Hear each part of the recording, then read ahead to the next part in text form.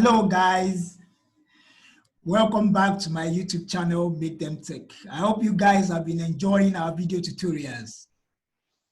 We have an interesting topic to discuss today, and that is 10 things that make Deno unique and different from Node. If you observe very well, you will see that for the past 1 week or so, there has been so much noise in the programming world as regards a new runtime that has just landed called Deno. I want to believe some of you must have been seeing articles and video tutorials on Deno. Yes, it's the new runtime in town now. And if you remember very well, about 2 years ago, the creator of Node, Yanda, came up with a presentation titled 10 Things I Regret About Node in a GS conference.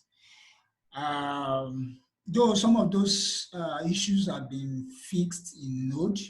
So after the presentation, the creator of Node embarked on a project titled Deno. And on May 13 of this year, that is 2020, the first version of Deno was released. So it's the hot thing now in the programming world. People have been looking at it. What is Deno all about? Why do we have Deno? What makes Deno different from Node? And so on. What is Deno bringing to the table? So we want to check out 10 things that make Deno unique and different from Node. First thing first, Deno is a runtime. Deno is a runtime to run JavaScript or TypeScript outside the browser. So, it's actually built on Rust and TypeScript on top of V8 JavaScript engine. And if you look at it, let's look at the way I broke it down below. You see Node, you have V8 engine, you have bindings, you have libov, and then you have the modules, or you call it libov, or you call it libov, or you call it libuv. Yeah. Then Deno, you have V8 engine, you have the bindings, you have Tokyo, and you have modules.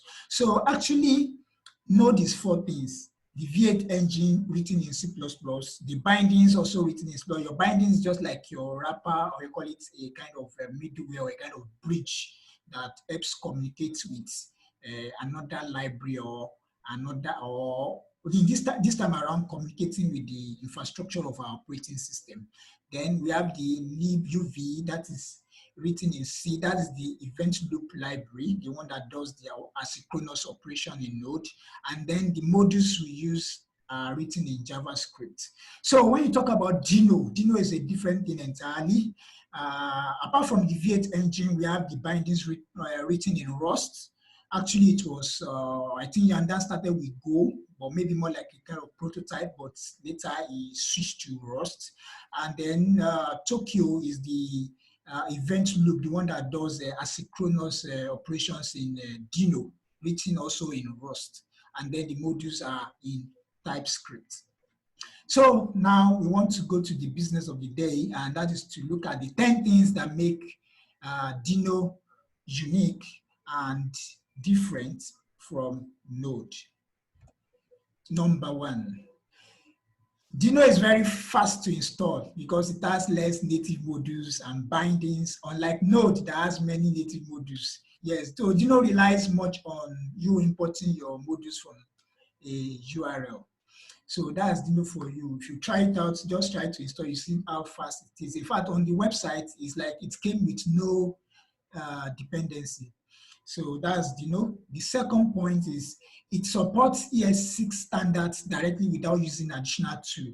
Yes. So your ES6 standards like arrow functions, spread operators, and so on, you can use them directly in Deno without stressing yourself with things that you need to put together to run it successfully. So that is unlike Node. Though the recent version of Node, I think Node 14, now supports ES6 standards. So number 3, it supports TypeScript out of box. So you don't need any additional tool to write TS in Deno. So I believe those that write TypeScript will be happy about this. So TypeScript is actually cool, and then it's a first class language in Deno. So number 4, it does not use a registry package manager to manage modules. So there's nothing like npm install or yarn install, whatever. So you just import your module, your function from a URL. And then once you run your application, it's going to download all the modules, all the packages, and then catch them locally on your system. So the subsequent running of your application will not go online to fetch those modules again, to rather fall on your local cache and use it straight away. So that's the, I think this is actually awesome for Node, for Deno rather, because you don't need to be, unlike your Node modules, you have to first of all pull down many packages, and then if you have another project you want to write, even on your system, you do same and on like that. But this one is just trying to install something globally and then you use it. Then the 5th one is it gives you the flexibility to import just what you want. So I can just import one function from a module, from a URL and use it. So I don't need to pull down everything before usage. The 6th one is it has global objects like fetch, form data, location, we have unload, different things. In fact, it's just like trying to mimic what the browser gives us today. So in fact, it has its own window objects. So that's just something interesting about Deno. Then the 7th one is everything in Deno is promise-based. So just see Deno as a promise-driven runtime, unlike our node that does callback today. And though we can do some promisified calls where you be opportune to use your async and await features. So, but in Deno supports top-level await, so you can use your await anywhere in your code.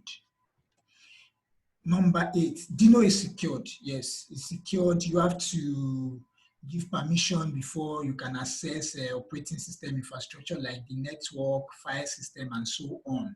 So, and I want to believe this is what the browser does today too. Before you access anything on your system, you have to provide the permission for that. And then the 9th one is Deno is not monolithic, unlike Node. So, it's just see Deno as a kind of application that has been decoupled into different smaller applications, and then they talk to each other. So that is Deno for you. So it has creates on the website it is called Create. So we have the Deno core, we have the Rusty V8. So just see Create as APIs. So they talk to themselves. And then the last one is that Deno ships type definition for the runtime and also as a single executable file. So these are the 10 things that makes Deno unique and different from Node. So I want to believe you guys have gained 1 or 2 things in these 10 things that we have mentioned about Deno.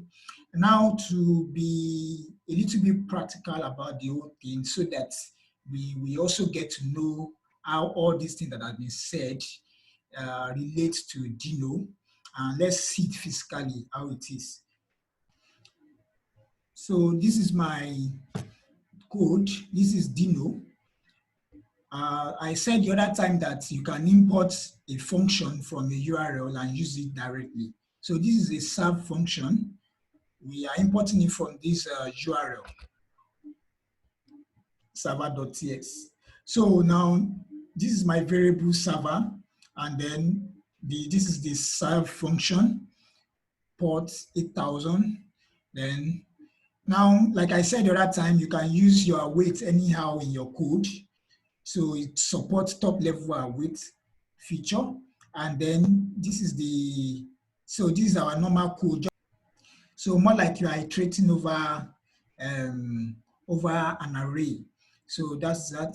And then your request.respond, then the body, then hello world. And then let's try to run this code.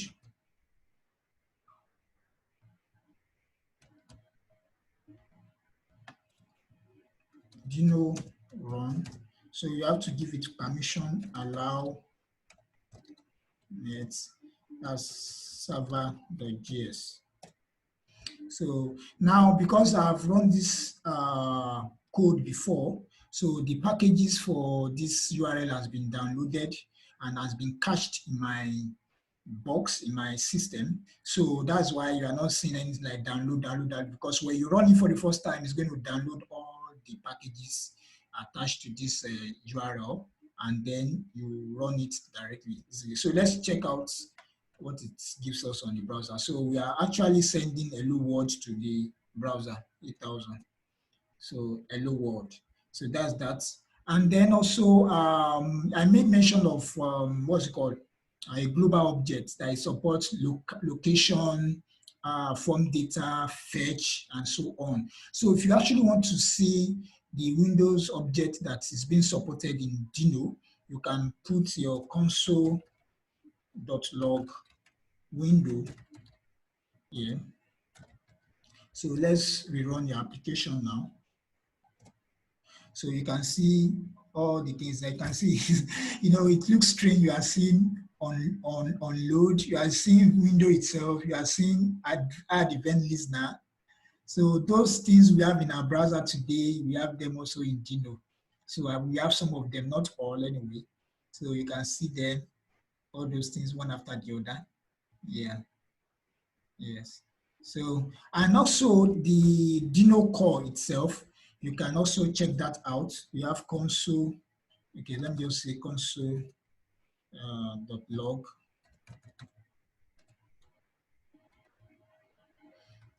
Okay, let me just put this like this. Okay. So console.log Deno. So let's see what we have here.